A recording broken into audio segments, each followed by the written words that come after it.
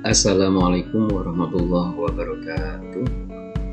Berjumpa kembali kawan-kawan semuanya dengan kami Studio Video Tutor yang ada di Jombang, yang juga merupakan bagian dari Bimbel Making yang ada di Jombang, Jawa Timur. Pada kesempatan kali ini kami akan membawakan sebuah materi, yaitu tentang model-model soal yang terkait dengan materi kosatif. Di dua video yang sebelumnya, kami sudah membawakan materi kosatif yang terkait dengan konsep. Nah, pada kesempatan kali ini, kami akan mengajak Anda semuanya untuk berlatih bagaimana menghakimi, mengerjakan terhadap model-model soal kosatif. Karena apa? Soal kosatif itu banyak sekali model penulisannya, tetapi secara substansi tetap sama, itu namanya adalah kosatif. Langsung saja kawan-kawan, untuk model soal yang pertama, predikat kausatif itu oleh si pembuat soalnya diletakkan di kalimat soal. Berarti ada nanti soal kausatif yang predikat kausatifnya diletakkan di pilihan jawaban. Yang kami maksud adalah seperti ini. Nah, semisal ada soal seperti ini kawan-kawan, ini yang dimaksud sebagai subjek. Kalau ini adalah subjek, berarti ini adalah predikat. Kawan-kawan semuanya, Anda bisa mengikuti video ini apabila memang Anda sudah menyaksikan video kosatif yang pertama dan video kosatif yang kedua, karena ini adalah tentang pembahasan soal-soalnya. Oke. Nah, kawan-kawan, yang dimaksud model soal yang kami hidangkan di slide ini adalah predikat kausatif, yaitu ini diletakkan di kalimat soal. Ini kalimat soalnya kan? Nah, maka cara mencari jawabannya bagaimana, kan begitu. Nah, maka kawan-kawan, secara substansi yang namanya soal model kausatif itu kan nanti ada predikat kausatif, terus di sini nanti kata kerjanya apa. Ya, itu salah satu ciri-ciri soal bahasa Inggris adalah seperti itu, mencari kata kerja seperti ini. Nah, jangan lupa terhadap trik yang pernah kami sampaikan di video sebelumnya. Yang namanya predikat kausatif yang pertama, ini namanya adalah kausatif yang pertama, itu adalah terdiri dari kata lemah. Ini singkatan dari kata let, make, have. Nah, kalau ada kata lemah, yaitu let, make, have, diikuti objeknya adalah objek benda atau objek orang yang aktif, maka jawabannya harus bersatu. Dan sebaliknya, apabila ada predikat let, make, atau have diikuti objek pasif, maka harus pakai verb 3. Berarti di sini kita sudah menemukan ini adalah bagian dari lemah.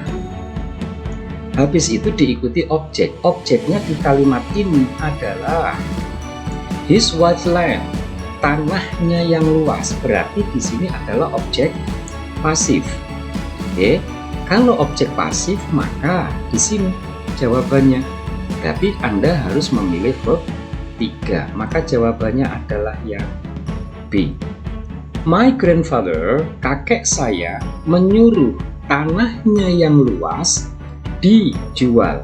Dijual itu adalah verb 3. Maka jawabannya adalah yang B.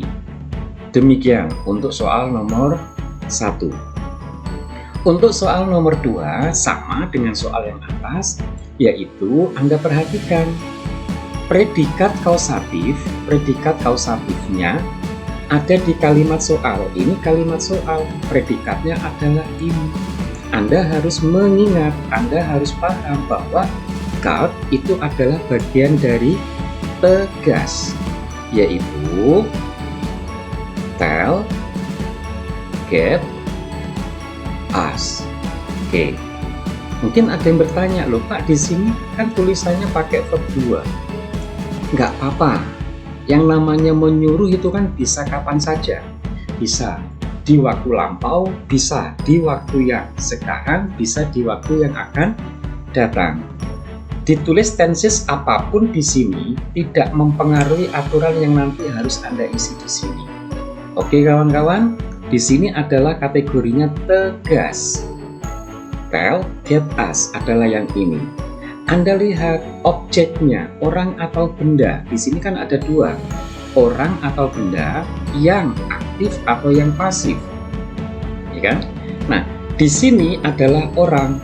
Hati-hati, orang itu bisa aktif, bisa pasif. Tergantung kegiatannya di sini nanti aktif atau pasif. Ibu menyuruh saudara laki-laki yang laki-laki saya, oke, mengunjungi atau dikunjungi nenek saya. Jelas mengunjungi. Maka jawabannya adalah harus pakai yang mana, kan begitu. Nah, di sini kan ada tegas. Kalau ada tegas diikuti objeknya aktif, maka jawabannya harus pakai to verb 1. My old brother itu adalah objek aktif. Berarti di sini harus pakai to verb 1 karena soal ini menggunakan kata tegas, bukan kata lemah. Seandainya di sini diganti had, berarti jawabannya adalah yang A. Berhubung di soal ini pakai kata kerja tegas, bukan lemah, bukan ya. Berarti kalau pakai tegas maka jawabannya harus ada to-nya. Yang membedakan cuma di situ. Oke, jawabannya adalah yang B. Oke, demikian soal berikutnya. Nah, di sini ada kalimat the officer had. Nah, ini hati-hati. Had di sini adalah lemah dari kata have.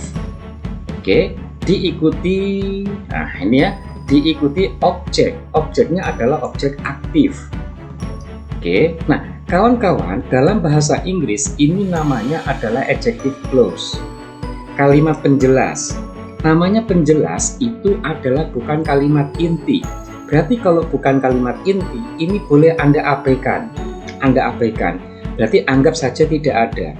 Berarti setelah had, the passengers, had sebagai lemah, passengers-nya sebagai objek, berarti kan di sini butuh kata kerja. Karena lemah, maka kata kerjanya adalah pakai verb 1. Maka jawabannya adalah yang A. Jangan pakai yang C. C salah karena ada S. S ini boleh dipakai bila di depannya adalah subjek. Sementara di soal ini adalah sebagai objek. Oke, jawabannya adalah seperti itu ya. Oke, nah demikian juga soal ini predikat kausatifnya ada di soal lain. Ini ada lemah.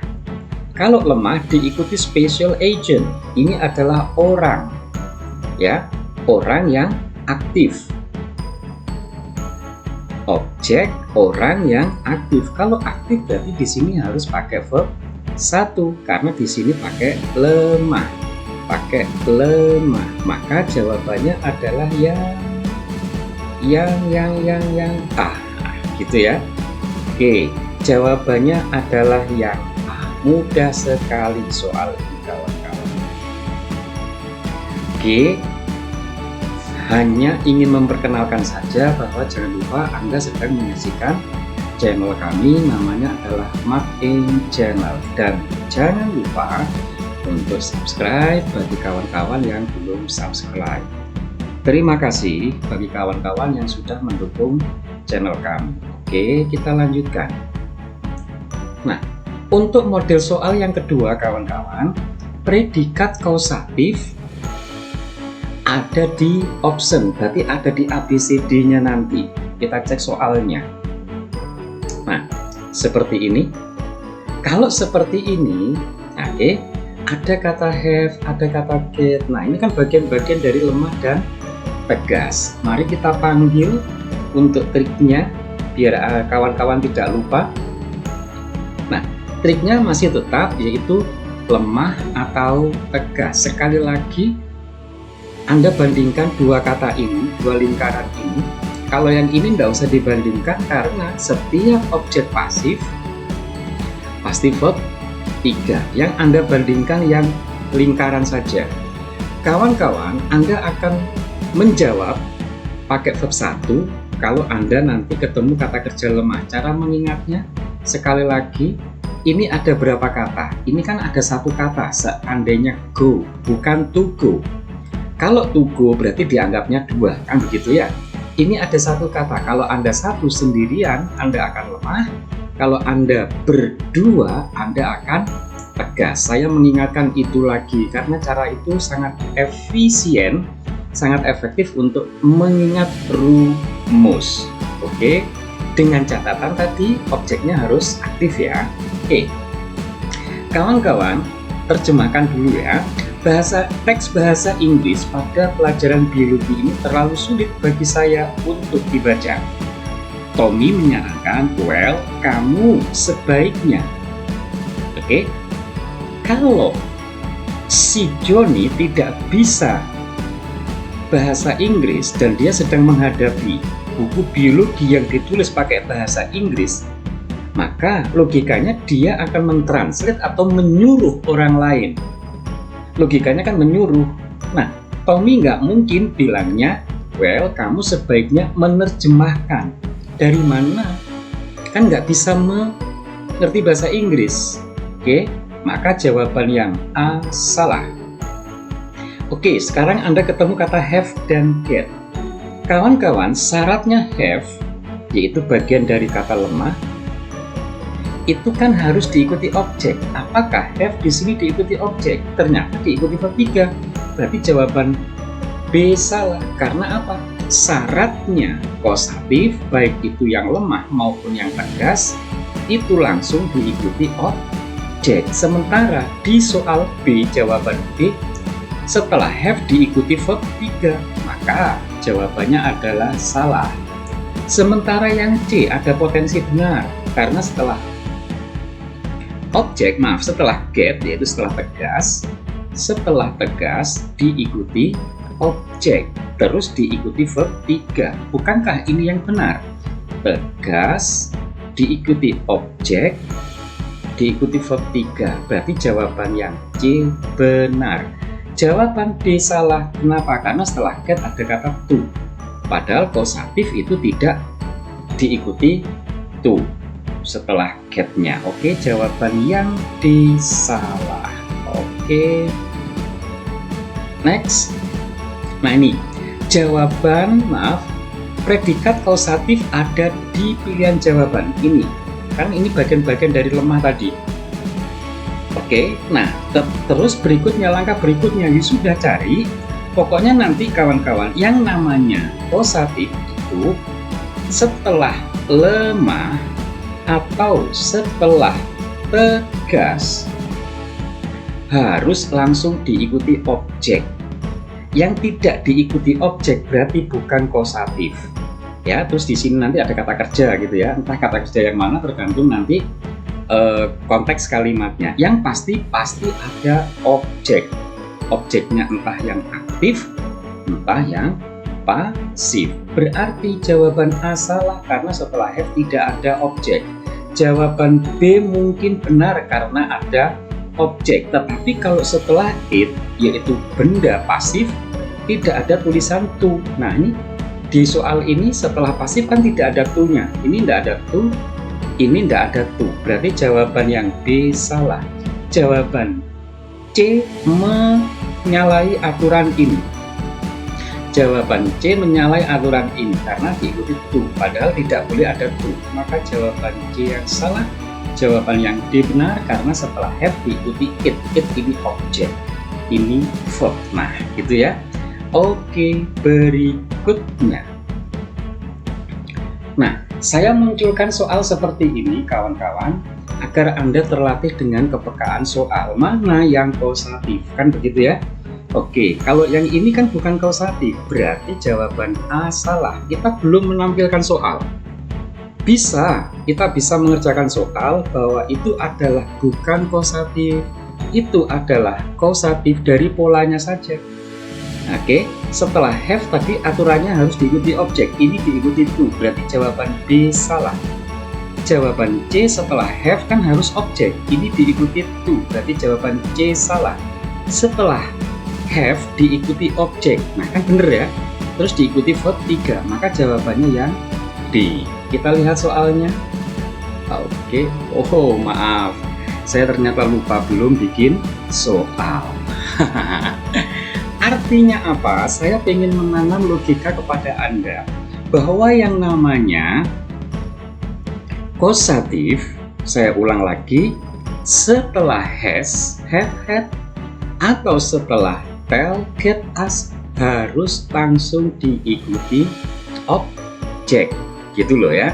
Maka meskipun soalnya tadi tidak ada, belum ada mungkin, maka Anda sudah tahu bahwa ini adalah yang kausatif, gitu kawan-kawan ya. Kawan-kawan, saya ingin menitipkan ilmu dulu. Saya bilang begini, waspadalah terhadap kata have, has, had. Kenapa Pak kok waspada? Karena kawan-kawan, arti kata-kata yang saya lingkari ini berubah-ubah sesuai dengan yang ikut. Kalau nanti diikuti to, artinya adalah harus. Kalau diikuti verb 3, artinya lingkaran itu adalah telah. Kalau diikuti misalnya dinner, itu adalah makan malam tentunya ya. Oke, kalau nanti diikutinya adalah diikuti benda, artinya mempunyai. Ini yang pertama kali kita buka kenal dengan bahasa Inggris. Tetapi kalau nanti diikuti benda, dalam hal ini saya posisikan sebagai objek, terus ada verb, berarti has ini nanti artinya adalah menyuruh. Nah, saya taruh di sini. Nah, ini kan rumus kausatif, ya kan? Ada ada has, have, had. Ini kan bagian dari kata lemah, ya. Lemah itu kan salah satunya adalah ini, yaitu have.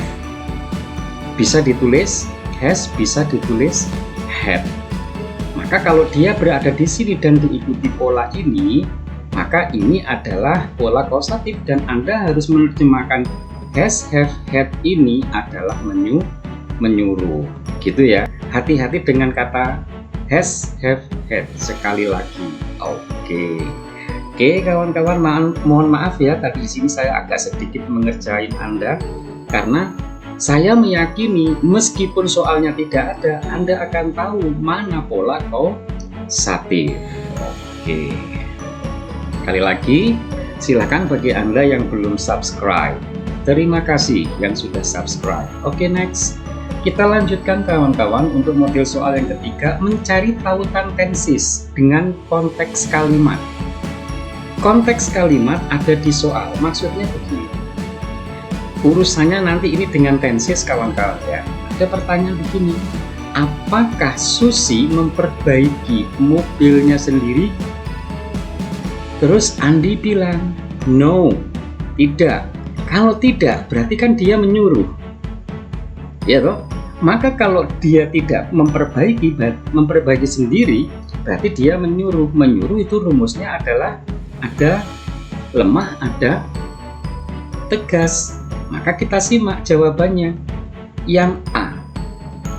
Saya tanya, ini lemah atau tegas? Ini lemah, ya kan? Ini orang atau benda? Ini adalah mekanik, orang. Ada lemah, diikuti orang. Ini diikuti orang berarti objek aktif maksud saya. Diikuti verb 1. Betul ya? Ini verb 1. Nah kan gitu. Oke, jawaban A ada potensi benar. Jawaban B. G ini adalah tegas. Ini bagian dari kata ini. diikuti a mechanic, tadi orang, nah kan aktif. Oke, memperbaiki, jawabannya pakai to verb 1. Secara rumus benar kan? Oke, jawaban B secara rumus benar, A secara rumus benar. Sekarang yang C, oke, jawaban C ini lemah atau tegas? Ini adalah lemah, yaitu kata mix. Nah ini, orang atau benda, di sini adalah benda, berarti pasif. Diikuti verb 3, betul, verb 3, kan gitu. Berarti ada potensi benar.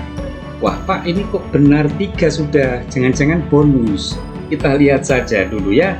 Oke, berikutnya jawaban yang D, lemah atau tegas? Oh, ini lemah Pak, yaitu dari kata let di sini. Orang atau benda? Benda Pak, berarti pasif.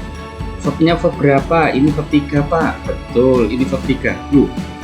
Empat-empatnya benar, kawan-kawan. Hati-hati ada soal model seperti ini. Nah, sekali lagi tadi sudah kita bilang bahwa ini ada tautan tenses, kawan-kawan. Oke, kita lihat soal ini menggunakan tenses apa? Soal ini kan menggunakan tenses past.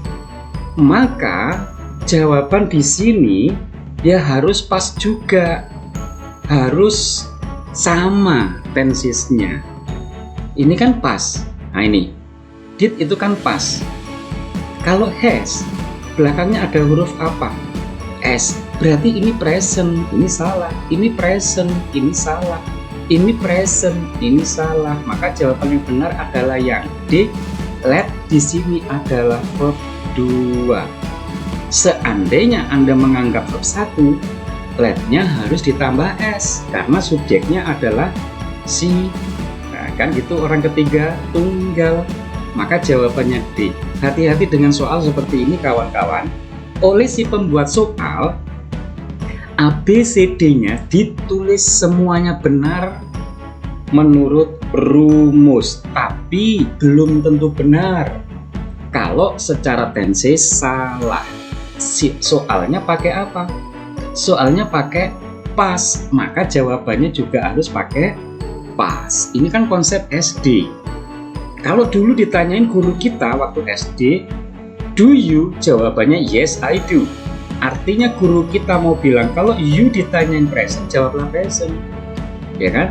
Did you? Yes I did. Maka guru Anda sekali lagi bilang guru kita, ya semoga beliau-beliau bermanfaat ilmunya, kawan-kawan ya, untuk kita semuanya.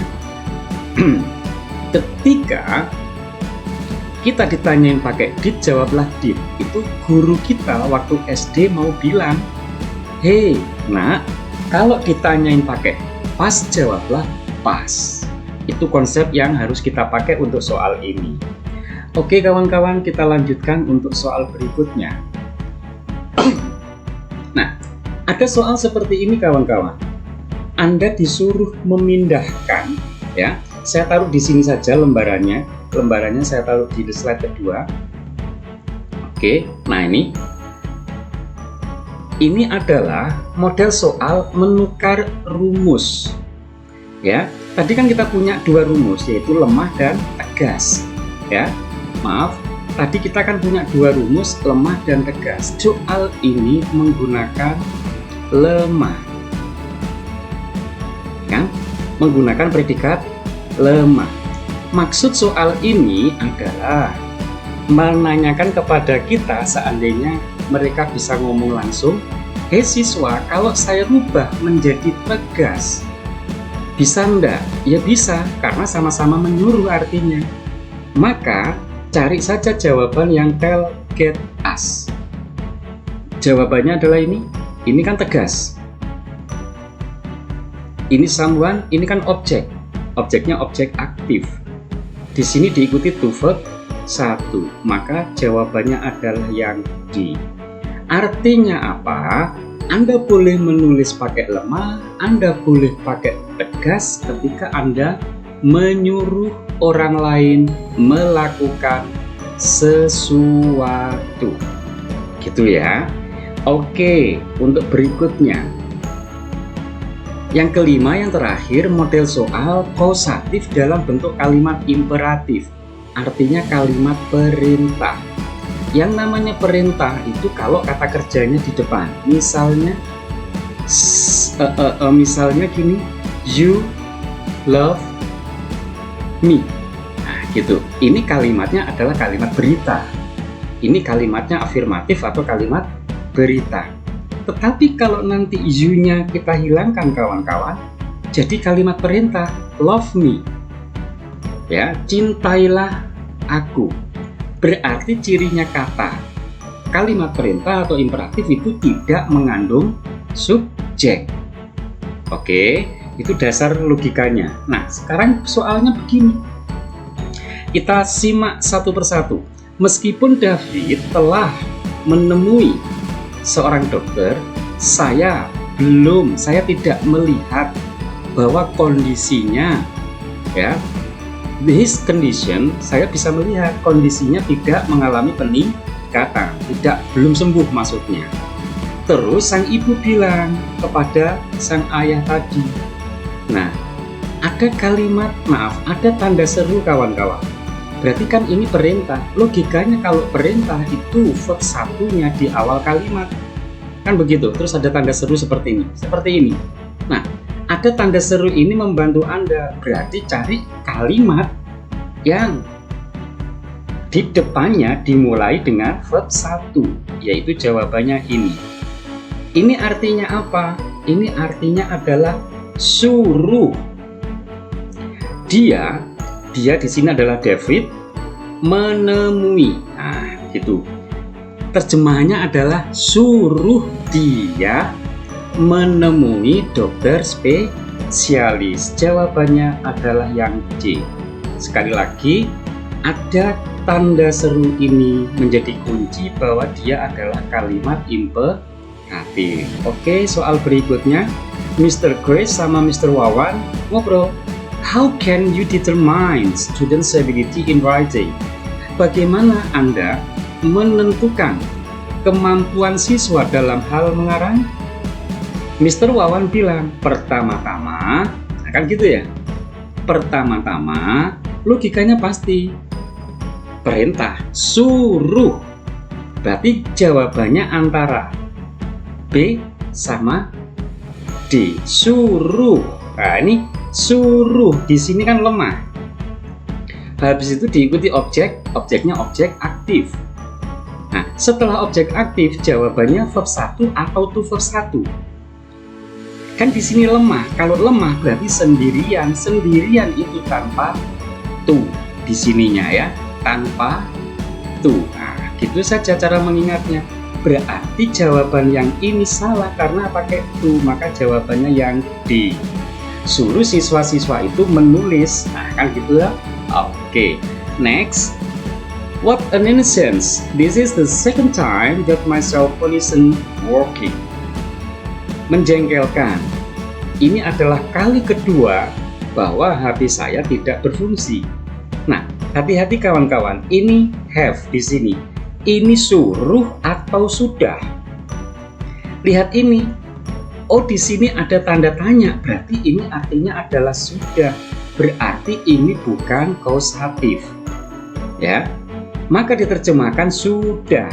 Maka sudahkah kamu membawanya HP ya ke tukang servis? Kalau Anda disuruh membawa ke tukang servis, ada maksud enggak? Pasti ada maksud. Kata kerja di sininya harus pakai to. Yang tidak ada to-nya salah. Ini harus pakai to, betul. Ini harus pakai to. Kenapa? Karena ada kata kerja maksud. Anda membawa HP Anda ke tukang servis, apakah ada maksud? Ada. Maka jawabannya harus pakai to. Nah, sekarang Anda ketemu have. Setelah have, setelah lemah, kan harus diikuti objek. Sementara yang D diikuti to. Maka jawaban yang D salah, jawaban yang B benar. Jawabannya adalah yang B karena memenuhi unsur kausatif. Oke, di sini diikuti verb 3. Gitu kawan-kawan ya. Itu mudah-mudahan membantu Anda semuanya dalam hal menyikapi soal-soal satir. Oke kawan-kawan semuanya. Oke, di situ tadi sudah saya munculkan ada lemah, ada tegas dan sebagainya. Terima kasih kawan-kawan yang sudah memperhatikan video ini. Sekali lagi di bawah video ini ada deskripsi tentang soal yang bisa Anda download untuk berlatih.